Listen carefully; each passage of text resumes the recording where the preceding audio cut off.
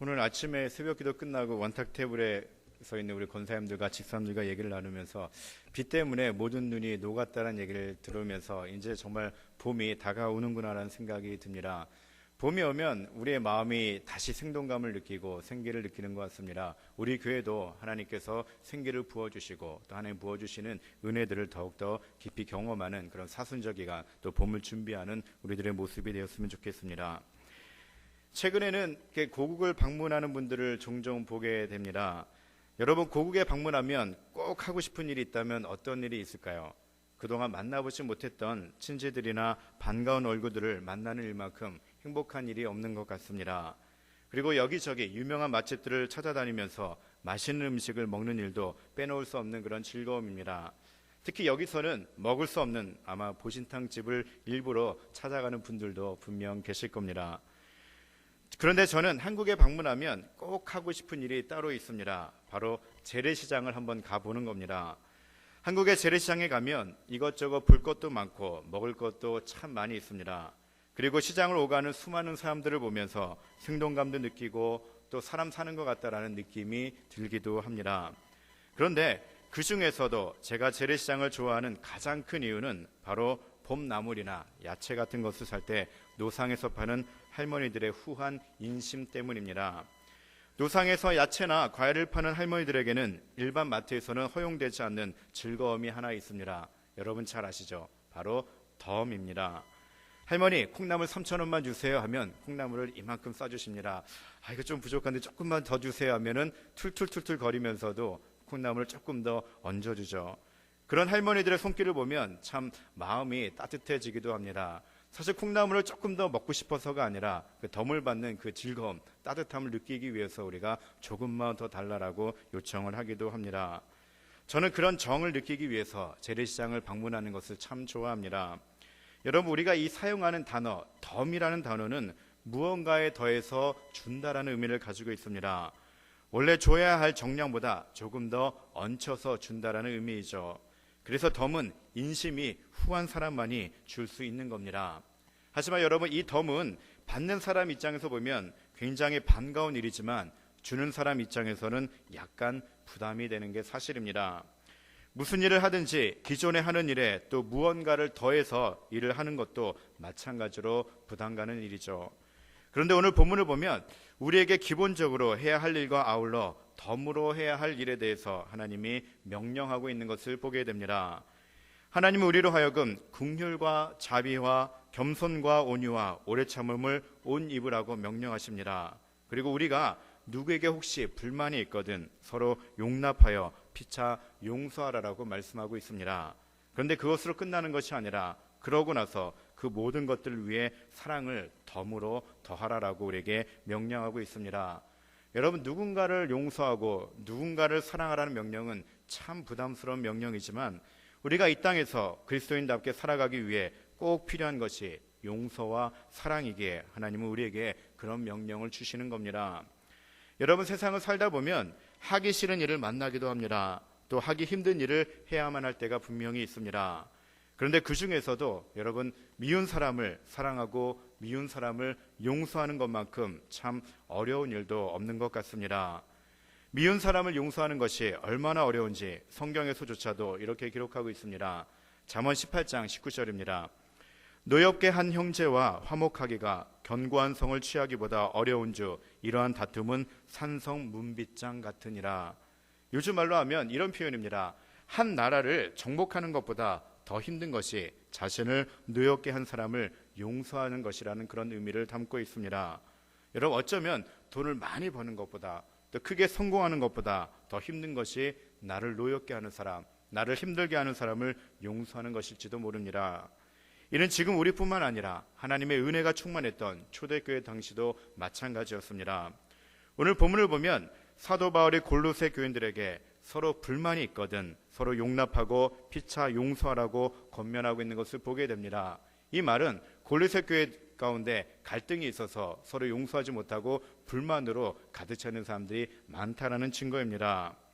사도 바울이 골로새 교회에게 이런 당부의 말을 하는 이유가 분명히 있겠죠.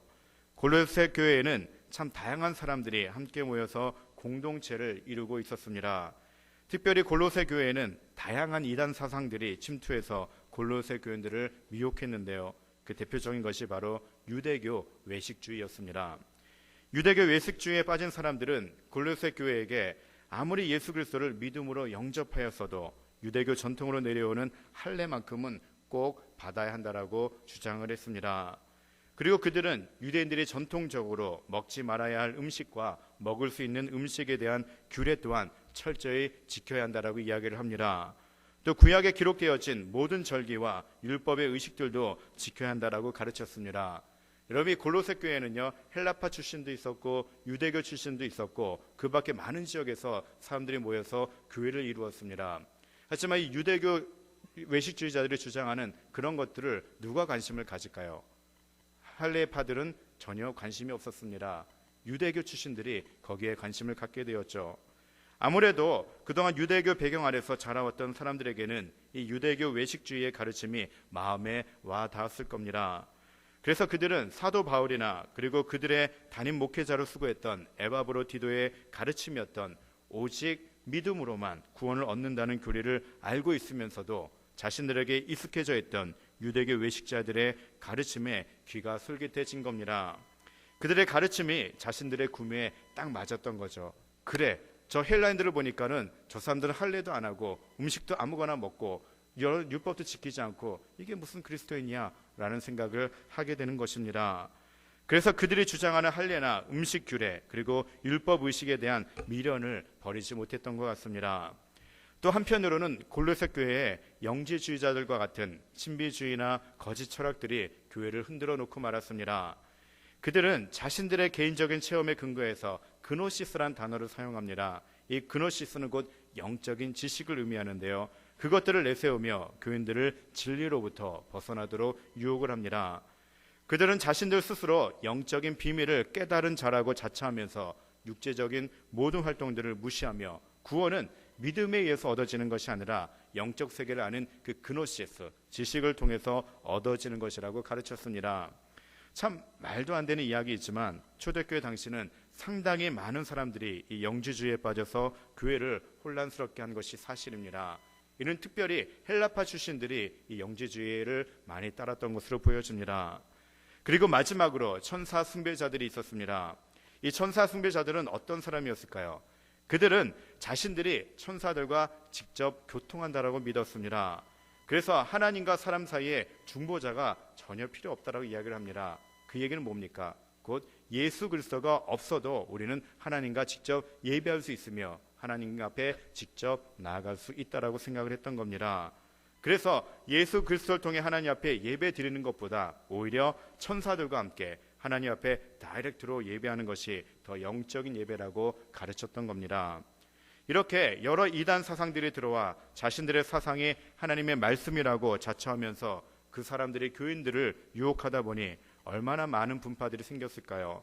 또 교회 안에 얼마나 갈등이 심했을지 우리는 충분히 짐작할 수가 있습니다. 이 골로새 교인들이 이단에 빠질 수밖에 없었던 데에는 다 이유가 있었습니다. 지금 골로새 교인들이 그렇게 자신에게 익숙하고 자신들의 구미에 맞는 사상을 쫓아서 이단 사상들을 하나씩 받아들이면서 교회 내에 너무나도 큰 갈등이 일어나기 시작한 겁니다. 그리고 그 갈등으로 말미암아 불화가 일어나기 시작했고 서로에게 불만을 가지기 시작했습니다. 그리고 그 불만들이 하나씩 쌓여가며 서로 용서하지 못하고 그 사람들은 분명히 그리스도 안에서 하나님을 믿는다고 모였으면서도 예배의 자리에 나올 때마다 불편한 마음을 가지고 나오게 된 겁니다. 서로 불만이 있는데 그것을 풀지 못하고 불편한 마음으로 나오면 얼마나 답답할까요? 고로새 교회는 분명 잘못된 이단 사상으로 인해 그리스도와 상관없이 불필요한 싸움을 하고 있었던 겁니다. 이는 지금 우리에게도 마찬가지입니다. 우리는 분명 한 분 하나님을 믿고 있다고 하면서 어떤 일에 대해서는 너무나도 다른 의견을 이야기합니다. 같은 예배를 드려도 어떤 사람에게는 그 예배가 참 은혜가 되고 또 어떤 사람에게는 오히려 왜 예배가 저래라며 비판의 거리가 되기도 합니다. 같은 말씀을 들어도요, 어떤 사람의 귀에는 쏙쏙 들어가며 아멘 아멘 하면서 은혜가 되기도 하지만 또 어떤 사람에게는 듣기 거북한 말씀으로 들려오기도 합니다. 또 교회에서 어떤 일이 발생할 때도 그것을 바라보고 그것을 해석하는 데에는 너무나도 다른 의견들이 나오는 것을 보게 됩니다. 여러분, 왜 그럴까요? 여러분, 그런 거에 대해서 한번 고민해 보신 적이 있습니까? 바로 자신이 그동안 영향을 받아왔던 고정관념과 습관에 젖어 있기 때문에 그렇습니다. 그래서 장로교인들은 어디를 가도 장로교회만 찾아다닙니다. 순복음교회는 어디를 가도 순복음교회만 찾아다니는 겁니다.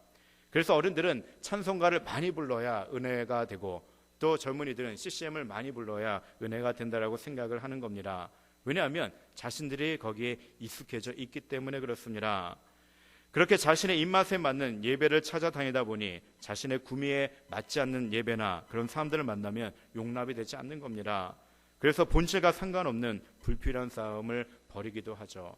또 우리는 때로는 이해관계에 얽혀서 또 불필요한 싸움을 하기도 합니다.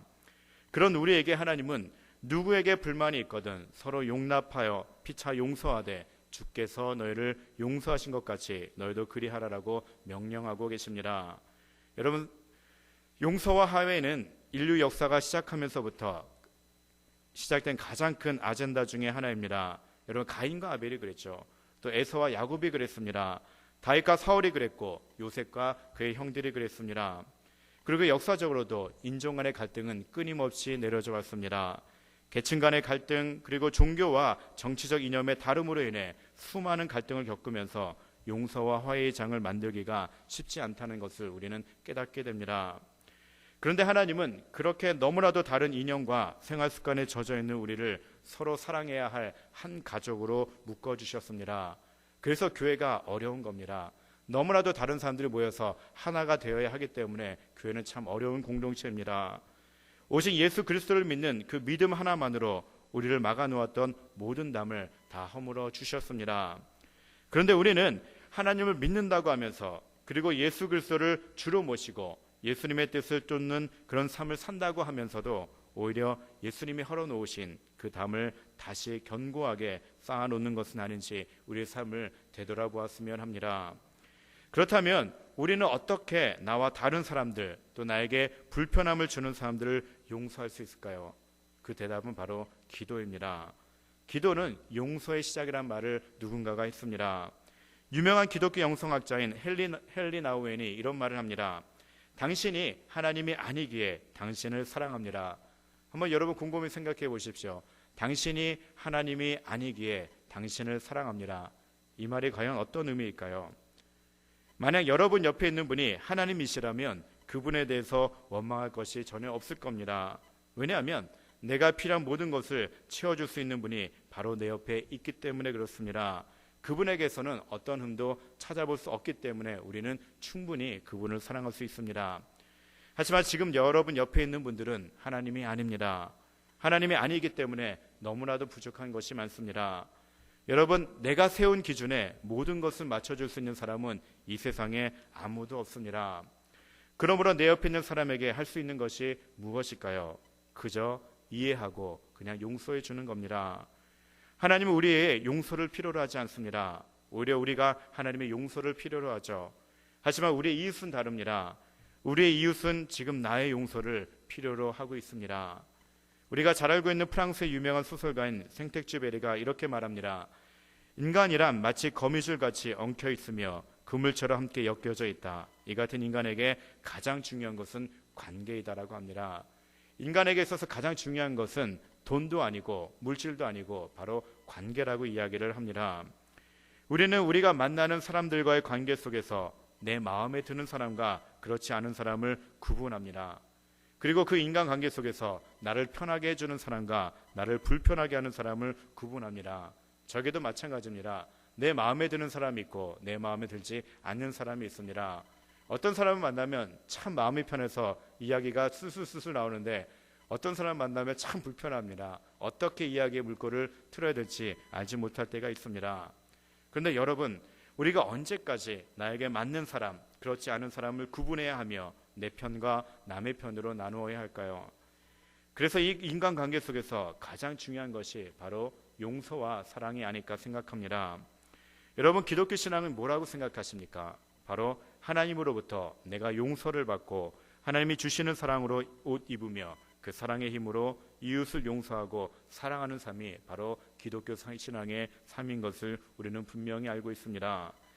하지만 용서는 그냥 되지 않습니다. 왜냐하면 사람은 누구나 자기 중심적으로 모든 일을 생각하기 때문에 그렇습니다. 자기가 잘못했다는 생각은 좀처럼 하지 않고 모두 상대방이 잘못해서 나에게 상처를 준 것으로 생각합니다. 그래서 용서가 어려운 거죠. 그런데 사실 우리는 용서의 은혜를 입은 사람들입니다. 이 은혜를 입기 전에 우리는 하나님의 저주 아래에 있던 사람들이었죠. 그런데 하나님은 이런 우리를 값없이 용서하셨습니다. 혹시 여러분 중에 로마서 5장 8절 말씀을 암송하는 분이 계신가요? 우리가 잘 알고 있는 말씀입니다. 우리가 아직 죄인 되었을 때 그리스도께서 우리를 위하여 죽으심으로 하나님께서 우리에게 대한 자기의 사랑을 확증하셨느니라. 우리는 죄인이었지만 하나님께서 우리의 죄를 용서해 주셔서 우리에 대한 사랑을 확증해 주셨다라고 선포하시는 말씀입니다. 예수님이 우리를 용서할 수 있었던 데에는 무엇 때문일까요? 바로 우리를 사랑하셨기 때문입니다. 그래서 오늘 본문에서도 용서의 사랑을 더하라고 우리에게 명령하고 있는 겁니다. 용서하는 것도 힘든데 거기에다가 사랑을 덤으로 주라라는 그런 말씀입니다. 여러분, 왜냐하면 진정한 용서는 사랑하는 마음이 없이는 불가능하기 때문에 그렇습니다. 성경은 분명 예수님께서 우리의 죄를 용서하심으로 우리에 대한 자신의 사랑을 확증하셨다라고 선포하고 있습니다. 여러분, 사랑은 바로 덤입니다. 용서를 하되 덤으로 사랑을 담아주십시오. 그럴 때 그 용서가 참된 용서가 될 수가 있습니다. 사랑이 없는 용서는 절대로 오래가지 않습니다. 잠시 화해를 해도 그 마음에 사랑이 담겨져 있지 않으면 언제라도 다시 관계가 틀어지고 마음이 불편해질 수 있습니다. 여러분, 우리 신앙생활에서 가장 궁극적인 목적이 무엇입니까? 바로 그리스도를 닮아가는 거죠. 그 예수님으로부터 배울 수 있는 가장 큰 영성이 무엇일까요? 바로 죄인까지도 사랑하시는 그 사랑입니다. 원수까지도 사랑하시는 그 용서입니다. 전통적으로 교회에서 영성을 추구하는 사람들은 용서함이 최고의 영성이다라고 고백을 한 것을 보게 됩니다. 그래서 그들은 용서할 수 없는 일을 당할 때마다 그 사람들을 위해서 간절히 기도했다라고 합니다. 사랑하는 성도 여러분, 결코 우리 힘으로는 용서를 할 수가 없습니다. 기도 가운데 하나님의 마음을 품어야 용서가 가능합니다. 그래서 용서를 습관화한다라는 것은 용서의 기도를 습관화하는 것이라 할 수가 있습니다. 용서할 수 있는 힘을 달라고 기도하는 것을 습관화하는 겁니다. 오늘날 용서를 받고 싶어하는 사람들은 참 많이 있습니다. 하지만 용서하려는 사람은 별로 없습니다. 왜 그럴까요? 용서가 십자가를 지는 일처럼 힘든 일이기 때문에 그렇습니다. 용서는 분명 십자가입니다. 힘들지만 꼭 짊어지고 가야 할 우리의 십자가입니다. 하나님께서 우리를 용서해 주셨던 것처럼 우리 또한 우리를 힘들게 하는 사람들, 내 마음에 맞지 않은 사람들, 내 마음에 상처를 준 사람들을 용서할 수 있어야 됩니다. 힘들지만 우리가 짊어야 할 십자가이기 때문에 그렇습니다. 골로새 교인들은 한 하나님을 믿는다고 하면서 거짓 가르침의 유혹 속에 넘어가 자신들에게 익숙한 사상들을 지지하며 교회 내에 갈등을 일으키고 서로 미워하며 불편해하는 아이러니한 모습을 보였습니다. 분명 하나님 한 분만을 믿는다고 했는데 내 뜻은 버리고 주님만을 바라보며 십자가를 지겠습니다라고 고백했는데 막상 교회에 와보니 나와 다른 사람들이 너무 많은 겁니다. 내가 받아들일 수 없는, 내가 수용할 수 없는 그런 주장들을 하는 사람들이 너무 많았던 겁니다. 그래서 그 사람들과 불편해지기 시작하고 그 사람들을 미워하기 시작한 겁니다. 그러면서 언쟁이 높아지고 갈등이 시작하게 되었던 것이죠. 그러한 작은 갈등들이 결국엔 하나님의 마음을 아프게 만들었고 교회를 병들게 만든 겁니다. 하나님의 말씀을 따라가는 본질과 상관없이 그들은 자신의 기호와 익숙함을 쫓아 비본질적인 일들로 갈등을 겪었던 겁니다. 사랑하는 성도 여러분, 우리 안에도 이러한 갈등이 분명 존재합니다. 내가 용서하지 못하는 불의의 사람들이 내 마음속에 분명히 자리 잡고 있습니다. 얼굴만 봐도, 아니 생각만 해도 내 마음을 불편하게 만드는 그런 사람들도 분명히 있습니다. 하지만 하나님은 우리를 한 가족으로 묶어주셨습니다. 그리고 가족끼리 서로 이해하고 용서하며 덤으로 사랑하라라는 명령을 주셨습니다. 여러분, 용서는 분명 용기가 필요하죠. 혹시 이런저런 일들로 마음의 상처를 입고 또 상처를 준 사람들이 있다면 여러분 용기를 내서 한번 용서해 보십시오. 예수님이 우리에게 기도의 모범으로 주신 주기도문을 통해 우리는 날마다 그 용서를 선포합니다. 오늘날 우리에게 죄 지은 자를 사하여 준 것 같이 우리의 죄를 사하여 주옵시고. 여러분, 그 고백이 그냥 암송으로 끝나는 것이 아니라 행함을 통해서 보여주라라고 하나님께서 우리에게 그 기도 제목을 주신 것입니다. 그리고 예수님이 말씀하십니다. 너희가 각각 마음으로 형제를 용서하지 아니하면 나의 하늘 아버지께서도 너희에게 이와 같이 하시리라. 우리가 용서하지 않으면 하나님도 우리를 용서하지 않겠다라고 강하게 선포하고 계시는 것입니다. 형제를 용서하는 것은 분명한 하나님의 명령입니다. 그런데 여러분은 이 명령에 순종하고 계신지요? 하나님은 우리가 말로만 주기도문의 내용을 외우는 것이 아니라 우리의 삶 속에서 그 용서를 행하라라고 말씀하고 계시느니라. 여러분, 용서하되 용서의 사랑을 덤으로 주십시오. 덤은 분명 인심이 후한 사람만이 줄 수 있는 겁니다. 예수님으로부터 용서와 사랑을 후히 덤으로 받은 자녀다운 삶을 우리는 분명히 살 수 있어야 합니다. 그럴 때 우리의 마음속이 하나님이 주시는 평강으로 가득 채워질 겁니다. 그럴 때 우리 교회가 따뜻한 공동체가 되고, 그럴 때 우리 사회가 분명히 우리의 그 용서로 말미암아 변화될 겁니다. 우리는 누군가의 마음을 아프게 하고 이런저런 실수를 참 많이 하며 살아갑니다. 내가 아무리 조심해도 나와 다른 성향을 가지고 있는 사람에게는 늘 실수를 하기 마련입니다. 그렇게 누군가에게 잘못을 했을 때 용서를 구하는 것은 분명히 용기가 필요합니다. 그런데 자칫 잘못 대화를 시도하면 오히려 그 관계가 더 악화되는 경우가 있습니다. 그래서 누군가의 관계 속에서 용서와 화해가 필요할 때는 하나님 앞에 먼저 나와서 기도할 수 있어야 합니다. 하나님을 통해 서로의 마음이 녹아질 수 있도록 기도할 수 있어야 합니다. 그 대표적인 예가 어떤 경우가 있을까요? 바로 야곱과 에서의 경우입니다. 야곱은 형 에서를 속여서 장자의 명분을 빼앗았습니다. 그리고 형 에서의 분노를 피해서 외삼촌 라반의 집으로 도주했습니다.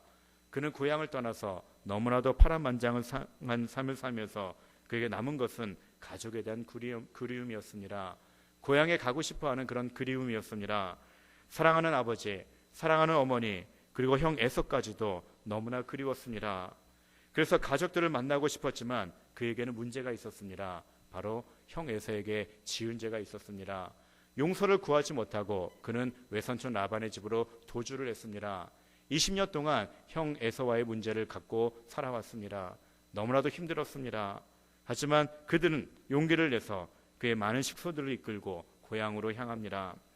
이제 강만 건너면 곧 고향으로 가게 되는 그 시점에서 형 에서가 사람들을 이끌고 자신에게 온다란 소식을 듣고는 그는 잔뜩 겁을 먹었습니다.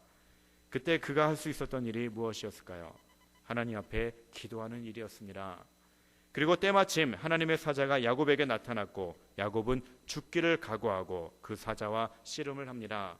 그 결과로 어떤 일이 벌어졌는지 여러분 잘 아시죠? 동생의 속임수로 장자권을 빼앗긴 일로 살기가 가득 차 있던 에서의 마음이 그냥 녹아져 버린 겁니다. 까칠해진 동생 야곱의 얼굴을 보자마자 타향에서 얼마나 고생했을까 하는 마음에 눈물이 나와 동생을 껴안고 통곡하며 울어버렸습니다. 그 울음 안에는 용서와 사랑이 함께 담겨져 있었던 거죠. 여러분, 어떻게 이런 일이 일어날 수 있었을까요? 에서는 살기가 가득 찼던 사람입니다. 동생에 대한 분노가 가득 찼던 사람이었습니다. 하나님이 에서의 마음을 만지셨기 때문입니다. 야곱의 간절한 기도가 하나님의 마음을 움직였고 하나님이 친히 에서의 마음을 만지심으로 극적인 용서와 화해의 장이 열렸던 겁니다. 사랑하는 성도 여러분, 우리는 비록 다른 집에서 살고 있고 다른 일을 하고 다른 환경 속에서 사는 사람들이지만 하나님은 그런 우리들을 믿음이라는 끈으로 한 가족으로 묶어주셨습니다. 우리가 이곳에서 함께 신앙생활을 하다 보면 때로는 서로 다른 신념과 서로 다른 환경으로 인해 이런저런 불편한 감정이 생길 수도 있고 크고 작은 갈등들을 경험할 수도 있습니다. 하지만 하나님은 그럴 때마다 우리가 서로 용서하고 서로 용서받기를 원하십니다. 그리고 그 용서에 사랑하는 마음을 더하라라고 우리에게 분명히 명령하고 계십니다. 여러분, 아직도 내 마음을 불편하게 하는 사람들이 있다면 그분을 용서하는 마음을 달라고 하나님께 기도하십시오. 그리고 어떤 분에게 분명 잘못한 일이 있는데 용기가 없어서 용서를 구하지 못한 분이 계시다면 하나님께 먼저 그분을 위해 기도하시고 그분에게 손을 내밀어 용서를 구하십시오.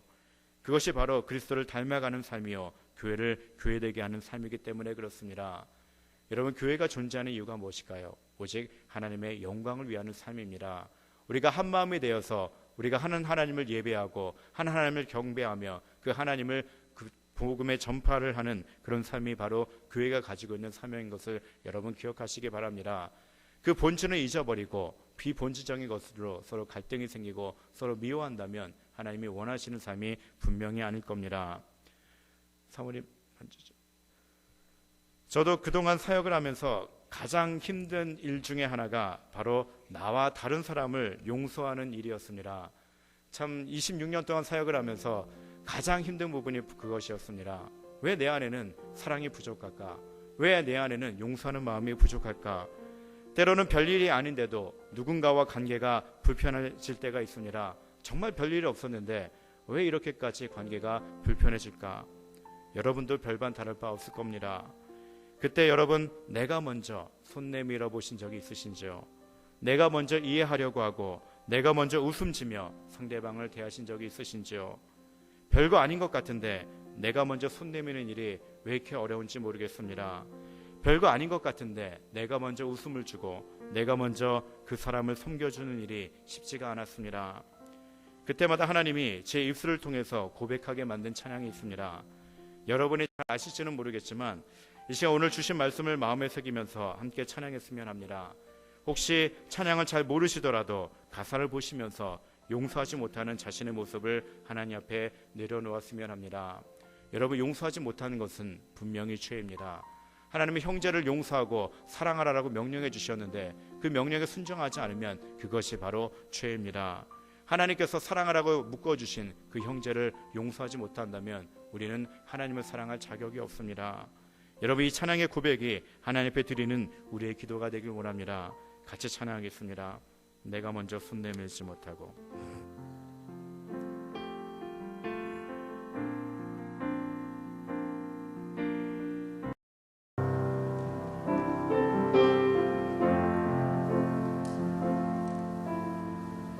내가 먼저 손 내밀지 못하고 내가 먼저 용서하지 못하고 내가 먼저 웃음 주지 못하고 이렇게 머뭇거리고 있네. 그가 먼저 손 내밀기 원했고 그가 먼저 용서하길 원했고 그가 먼저 웃음 주길 원했네. 나는 어찌 된 사람인가?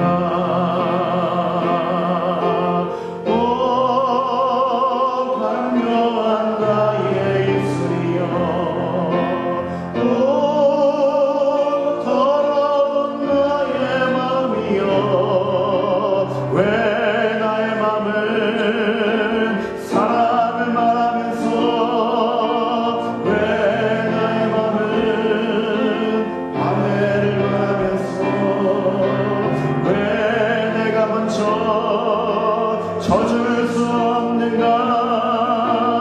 왜 내가 먼저 손해볼 수 없는가? 오늘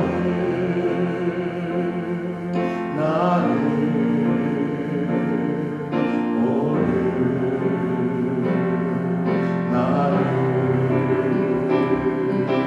주님 앞에서 몸둘 바 모르고 이렇게 흐느끼며 서 있네.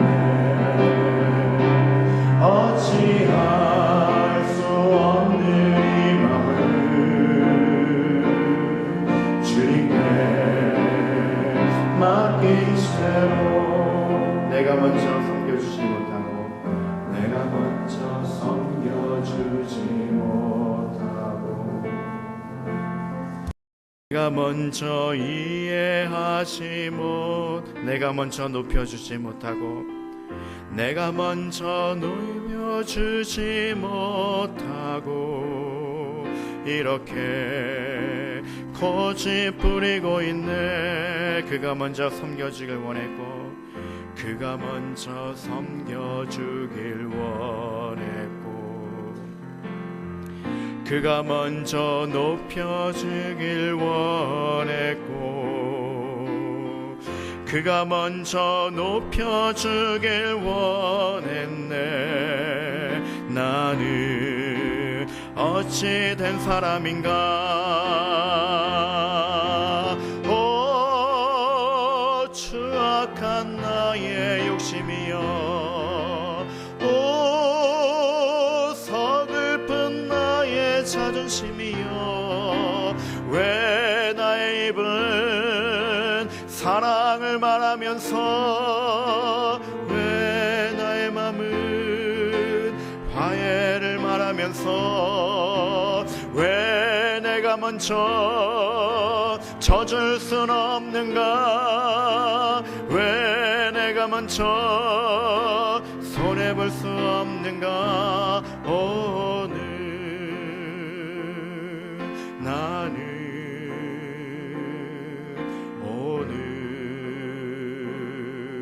나는 주님 앞에서 몸둘 바 모르고 이렇게 흐느끼며 서 있네. 어찌할 수 없는 이 맘을 주님께 맡긴 채로 그대로 눈을 감으시 한번 오늘 주시는 말씀을 생각하며 또 이 찬양의 가사를 생각했으면 좋겠습니다. 내가 먼저 손 내밀지 못하고, 내가 먼저 용서하지 못하고, 내가 먼저 웃음 주지 못하고 머뭇거리고 있는 자신의 모습을 한번 되돌아봤으면 좋겠습니다. 우리를 배신한, 예수님을 배신한 우리까지도 용서하셨던 그 하나님의 사랑을 충분히 받았음에도 우리는 비본질적인 것들 때문에 형제를 미워하고 또 형제를 용서하지 못했던 모습들을 하나님 앞에 내려놓았으면 좋겠습니다. 이 시간 우리가 간절히 기도할 때 여러분 소리내지 않아도 좋습니다. 다만 내 마음에 품고 있는 불편한 사람들, 불편한 관계들, 불편한 사건들 다 내려놓으시기 바랍니다. 하나님, 내가 잘못했습니다. 내가 먼저 손 내밀지 못했습니다. 내가 먼저 용서하지 못했습니다. 나에게 용서하는 마음을 주시고 또 나를 불편해하는 사람들, 나 때문에 상처받은 사람들, 그분들을 위해서 기도합니다. 그분들의 마음에 녹아질 수 있도록 하나님 역사하여 주시옵소서. 여러분 간절히 기도하길 원합니다. 다 같이 기도하겠습니다. 하나님, 주님께서 우리를 사랑해 주셔서 하나님의 크신 은혜를 받게 도와주시고 큰 용서를 받게 하신 것 참으로 감사드립니다. 하나님을 배반하고 하나님을 멀리 떠나고 하나님을 알지 못했던 죄인이었지만 우리를 그 큰 사랑을 용서해 주셨는데 하나님, 우리는 그 사랑을, 그 용서를 하지 못할 때가 있습니다. 하나님, 나를 불편하게 만든 사람들, 내 마음에 상처를 준 사람들 여전히 마음속에 기억하며 그분들을 미워하고 용서하지 못하는 마음들 하나님 내려놓습니다. 이 시간 아버지 하나님, 용서하는 마음을 주시옵소서. 무엇보다도 아버지 하나님, 내가 먼저 손 내밀지 못하고, 내가 먼저 이해하지 못하고, 내가 먼저 용서하지 못하고, 내가 먼저 숨겨주지 못하고, 내가 먼저 웃음 주지 못하며 아버지 하나님, 내가 먼저 사랑을 받기만을 원했던 그 모습들을 용서하여 주시옵소서. 이제는 아버지 하나님, 용서할 수 있는 용기를 우리에게 허락하여 주시옵소서. 아버지 하나님, 또 나 때문에 상처받은 사람들, 나 때문에 아버지 힘들어하는 사람들, 나를 용서하지 못하는 사람들, 그 모든 사람들의 마음을 주님께 내어드립니다. 하나님, 그분들의 마음을 녹여주시옵소서. 그래서 우리 교회 안에 사랑이 있게 넘치어 주시고 우리 안에 화합이 넘치게 도와주시어서 하나님의 기뻐하신 교회의 모습으로 우리가 변화될 수 있도록 하나님 함께하여 주시옵소서. 우리를 한 가족으로 묶어주셨습니다. 우리를 한 형제로 묶어주셨습니다. 아버지, 그 형제로서 사랑하게 도와주시고 덤으로 사랑할 수 있는 마음을 우리에게 허락하여 주시어서 우리 교회가 따뜻한 공동체가 되게 도와주시고 지역사회에서 소문난 교회가 될 수 있도록 우리 교회를 축복하여 주시고 하나님의 은혜를 베풀어 주시옵소서. 하나님, 연약한 나의 모습들을 내려놓습니다. 성령의 힘으로, 하나님의 힘으로 아버지에게 용서할 수 있는 마음을 우리에게 허락하여 주시옵소서. 용서하는 것이 최고의 영성이라고 있습니다. 우리가 더욱더 하나님을 닮아가게 도와주시고 그 용서를 통하여서 하나님이 부어주시는 큰 사랑을 마음껏 누릴 수 있도록 우리의 마음을 다스려 주시옵소서. 하나님, 그 모든 것들을 주님 손에 내어드립니다. 하나님, 우리 가운데 함께 해주시고 우리 안에 평화가 넘치게 도와주시고 우리에게 주님의 평화를 내려주시옵소서. 사랑의 하나님, 영원히 죽을 수밖에 없는 우리 죄인들을, 또 날마다 주님을 배반하며 하나님 곁을 떠난 우리들을 용서해 주시고 사랑해 주시니 참으로 감사드립니다. 우리를 용서해 주셨던 그 하나님이 우리에게도 동일한 명령을 주십니다. 형제를 용서하고 사랑을 덤으로 주라라고 명령하고 계십니다. 한 하나님을 믿고 하나님만 경배하는데 우리가 교회 내에서 불필요한 일들 때문에 서로 갈등이 있습니다. 또 서로 불편한 마음을 가지는 사람들이 있습니다. 불편한 사건들이 있습니다. 하나님, 이 시간 그 모든 것들을 주님 앞에 내어드리오니 그 모든 것들을 깨끗하게 씻어 주시옵소서. 우리 힘으로 할 수 없는 그 용서를 할 수 있도록 주님의 말씀으로 채워주시고 주님의 은혜로 채워주시옵소서. 아버지 하나님, 내가 먼저 손 내밀지 못했습니다. 내가 먼저 손 내밀지 못하고, 내가 먼저 섬겨주지 못하고, 내가 먼저 용서하지 못하고, 내가 먼저 웃음 주지 못했습니다. 상대방으로 하여금 먼저 다가오기만을 바랬던 어리석은 모습들을 주님께 내려놓사오니 하나님, 이 시간 주님의 은혜로 우리의 마음을 다스려 주시옵소서. 주님의 사랑으로 우리의 얼어붙었던 마음을 녹여 주시옵소서. 그래서 우리 교회가 하나님 안에서 하나가 되게 도와주시고 서로 사랑하는 공동체가 되어서 지역사회에서 소문난 교회가 되게 도와주시고 하나님의 부어주시는 부흥을 다시 한번 경험할 수 있도록 우리 안에 역사하여 주시옵소서. 이 시간 아버지 하나님, 돌아가는 발걸음도 안전하게 지켜주시고 오늘 밤도 다시 한번 주신 말씀을 생각하며 내 안에 불편한 관계에 있는 사람들을 용서할 수 있는 마음을 우리에게 허락하여 주시옵소서. 모든 영광을 주님께 올려드리며 예수님의 이름으로 간절히 기도드립니다. 아멘. 이 시간 장석진 원로 목사님 나오셔서 축도하심으로 수요 예배를 마치겠습니다.